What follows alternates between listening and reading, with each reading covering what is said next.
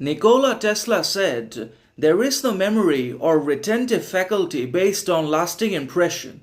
What we designate as memory is but increased responsiveness to repeated stimuli, meaning there seems to be no permanent memory or image of anything in our minds or kept in our brains either, because we tend to forget everything and everyone as we move forward in life, and as we age and become old. We tend to forget a lot of things and a lot of people, however important, loved, or influential they may be or they may have been in our lives, but still our mind is not so strong or active or willing enough to keep everything and everyone within itself for a lasting amount of time, or for a very long period of time. And that's why we seem to forget about a lot of things and a lot of people, and when we suddenly come into contact with those things, then we're in a shock, because our mind has its own limitations in terms of memory or retention.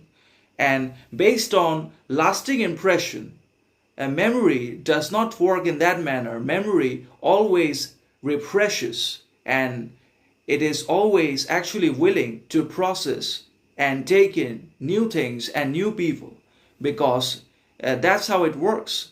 And the retentive faculty is also something which remembers only those things and those people that are actually advantageous, beneficial, and very good, kind, and understanding in reality. And apart from that, we forget a lot of people because they just don't matter to us. And based on that feeling that we have from the inside, the mind also either forgets those people or it just doesn't care, because that's how it works. And it's all based on our own perception. We perceive with our mind, and then we experience also with our senses, the nose, the ears, the eyes. So perception and experience works at the same time, and all these sense perception and the combination of the organs work together to collect detailed information of the external world and the people within ourselves. And based on that, we decide who we want in our lives as a permanent memory and who we don't. And that's how the mind also works.